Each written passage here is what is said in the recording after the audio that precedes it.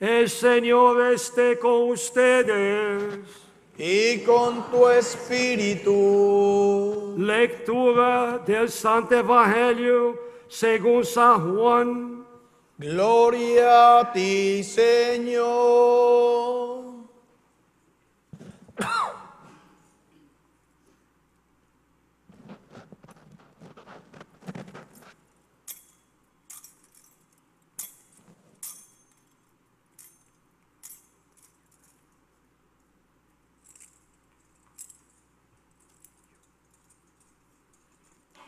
Y aquel tiempo Jesús se les apareció otra vez a los discípulos junto al lago de Tiberíades. Se les apareció de esta manera. Estaban juntos Simón Pedro, Tomás, llamado el gemelo, Natanael, el Caná de Galilea, los hijos de Zebedeo y otros 2 discípulos. Simón Pedro les dijo: voy a pescar. Ellos le respondieron: también nosotros vamos contigo. Salieron y se embarcaron, pero aquella noche no pescaron nada. Estaba amaneciendo cuando Jesús se apareció a la orilla, pero los discípulos no lo reconocieron. Jesús les dijo: muchachos, ¿han pescado algo? Ellos contestaron: no. Entonces Él les dijo: echen la red a la derecha de la barca y encontrarán peces. Así lo hicieron, y luego ya no podían hallar la red por tantos pescados. Entonces el discípulo a quien amaba Jesús le dijo a Pedro: es el Señor. Tan pronto como Simón Pedro oyó decir que era el Señor, se anudó a la cintura la túnica, pues se la había quitado, y se tiró al agua. Los otros discípulos llegaron en la barca, arrastrando la red con los pescados, pues no distaban de tierra más de 100 metros. Tan pronto como saltaron a tierra, vieron unas brasas y sobre ellas un pescado y pan. Jesús les dijo: traigan algunos pescados de los que acaban de pescar. Entonces Simón Pedro subió a la barca y arrastró hasta la orilla la red, repleta de pescados grandes. Eran 153, y a pesar de que eran tantos, no se rompió la red. Luego les dijo Jesús: vengan a almorzar. Y ninguno de los discípulos se atrevía a preguntarle: ¿quién eres? Porque ya sabían que era el Señor. Jesús se acercó, tomó el pan y se lo dio, y también el pescado. Esta fue la tercera vez que Jesús se apareció a sus discípulos después de resucitar de entre los muertos. Palabra del Señor. Gloria a ti, Señor.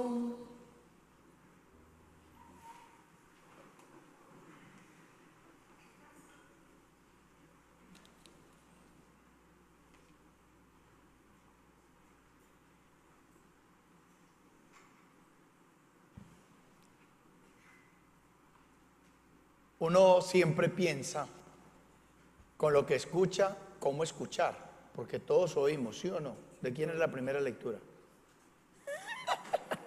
Te cogí, ¿viste? Ah, bueno. ¿De quién es la primera lectura? Hechos de los Apóstoles. Los Hechos de los Apóstoles nos han mostrado toda esta semana cómo se ha ido formando la conciencia de la comunidad cristiana. Y aquí hay un acontecimiento hermosísimo. A Pedro y a otros discípulos los han cogido presos. Y los han cogido presos, ¿por qué? Porque los sumos sacerdotes como Anás y Caifás quieren saber por qué ellos hablan y han curado al paralítico, que fue el evangelio del día anterior, no de ayer, sino anterior. ¿Cómo entender la resurrección si no es a partir del testimonio? ¿Cómo entender la presencia de Dios en medio de nosotros si no es a partir del concepto resucitar, del cambio? Y por eso los interrogan, les dicen, ¿ustedes en nombre de quién están hablando? Y los dejan para el otro día porque no pueden interrogarlos porque ya es tarde.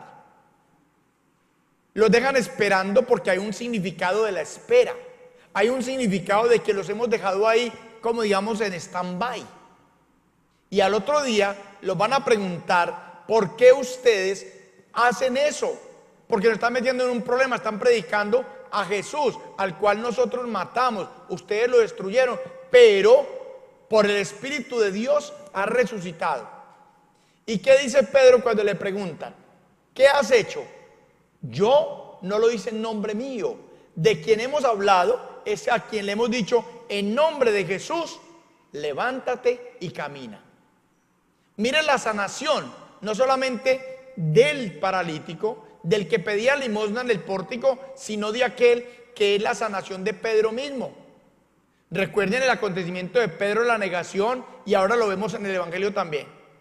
Y Pedro asume la condición de predicar. Después de haber sido un miedoso, un hombre con temor, comienza a hablar de Dios con su palabra y darle a lo que más quieren, a Jesús de Nazaret.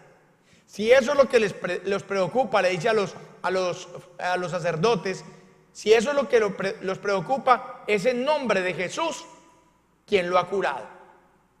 Cuando ellos ven que no pueden más de ahí, ¿qué hacen? Los dejan libres. ¿Qué significa el dejarlos ir? O sea, el dejarlos comenzar a vivir esa dimensión del amor de Dios. Para nosotros toda esta semana ha sido la octava de Pascua y hemos hablado del proceso de la reconciliación, de la resurrección, y he hablado desde lunes todo lo que ha pasado en esa dimensión del amor de Dios y cómo se manifiesta en nosotros. Si yo digo que soy cristiano, si yo digo que he vivido la Pascua, si yo digo que he vivido a Cristo resucitado, se tiene que reflejar en mí, aunque la haya embarrado. Porque Pedro la embarró. Y miren, en las lecturas de esta semana, a Pedro nos lo han mostrado siempre dando testimonio a pesar del miedo, a pesar del temor, a pesar de que él se sintió, él lo traicionó. ¿Cómo nosotros transformar nuestra vida en Jesús resucitado si no es a partir del testimonio? Un testimonio que Pedro lo hace desde la dimensión más humana, porque comienza a predicar, a hablar de Jesús resucitado. Pero la resurrección no la hace en teoría, sino que comienza a decirle al paralítico, en nombre de Jesús te doy lo que tengo, en nombre de Jesús levántate. Y se sana a él y sana a los demás. Por eso el perdón, ahí lo puede ver uno en Pedro, el perdón no es solamente para el otro, el perdón nace para mí, y el perdón es ser capaz de cargar, de llevar hacia adelante lo que es la vida del hombre en su dimensión humana. Pero se hace tan rápida y tan ligera la carga cuando yo aprendo a perdonar al otro. Ahí hay una razón por la cual Pedro y los hechos de los apóstoles nos narran cómo desde la palabra ellos comienzan a testimoniar, a dar vida a un mensaje que fueron entendiendo después de la resurrección. Por eso Pedro dice el libro, lleno del Espíritu Santo, lleno del Espíritu Santo. Nosotros, ¿cómo pedimos que nos llene el Espíritu Santo? Solamente le decimos, Espíritu Santo, llena mi corazón. No, si yo pido que el Espíritu Santo llene mi vida, sane mi dolor, no solamente tiene que sanar mi dolor físico, sino mi dolor espiritual. El dolor que me hace apartar de Dios cuando comienzo a hacer cosas que no son del resucitado. Cuando yo comienzo a sentir que la presencia de Dios me transforma para llevarlo a la dimensión de que Dios vive en mí y yo puedo vivir en él. cuando vivo esa dimensión del perdón. El perdón me hace más daño a mí que al que estoy perdonando. Por eso Pedro, y lo vamos a ver en el Evangelio de ahora, toma la decisión de predicar, de llenar del amor. ¿Cómo nosotros hoy nos llenamos de amor para los demás? ¿Cómo nos llenamos de esa dimensión de ternura, de generosidad para anunciar que Cristo está vivo? Lo tenemos que hacer, como lo decía yo el martes, rompiendo con la cotidianidad, rompiendo con aquello que es diario de la costumbre y dejo de asombrarme. ¿Cuántos ya no se asombran porque no estamos en Semana Santa? No, al contrario, hoy es cuando me tengo que asombrar de la realidad de Dios en mí. Hoy que estoy viviendo ya, hoy el viernes octava de Pascua, donde digo, si Dios resucitó en mí, ¿cómo no voy a transformar mi vida en razón al otro? Y lo reflejo en mi compromiso cristiano del amor, de la comprensión, de la relación fraterna, de la entrega generosa por el otro, del perdón que debo de hacer con los otros, de la misericordia que debo tener con los otros. Porque la misericordia empieza por mí. La palabra misericordia, ¿saben de dónde se origina? La palabra misericordia viene de vísceras, desde dentro, donde yo tengo que aprender a amar. Cuando usted le dice a ella que la ama, es porque vibra con decirle, desde dentro te puedo decir que te amo. Pero no es solamente decir, es demostrar, es vivenciar el amor. ¿En qué? En la ternura. Tomo el ejemplo de los que están aquí abrazados. Es la ternura, es la generosidad, es la no envidia, es la relación con el otro, es la bendición de tenerte a mi lado. ¿Cuántas veces a ustedes les olvida agradecerse? Gracias. ¿Ustedes qué cuántos años llevan? Poquito. Ay, tan jovencitos, ay, tan bellos. Pero si no se quieren y no se admiran, no. Bueno. Y le da pena porque con el muchacho a un lado. Entonces, esa razón de la vida es lo que yo tengo que admirar, es lo que yo tengo que transformar en la realidad, para que digan, Cristo vive en mí y yo vivo en Cristo. Esa es la realidad del Espíritu de Dios. Y miren el Evangelio, si van a unir el Evangelio con los Hechos de los Apóstoles, dice el Evangelio al final, es la tercera aparición de Jesús. ¿Dónde se aparece? En un lugar que ya es cotidiano para ellos. ¿Cuál? El lago de Tiberíades. Y allí él había multiplicado los panes y había multiplicado los peces. Ojo, porque es así como uno entiende la catequesis de Jesús en la resurrección. ¿Qué hace? Se aparece a los 7 discípulos que hay. Si escucharon bien, no hay sino 7. ¿Usted se dio cuenta? Ay, tan bella, benditas. Entonces esa realidad lo lleva a transformar la vida. ¿Pero qué hace? Pedro lo lleva a pescar. Pedro lo lleva a pescar.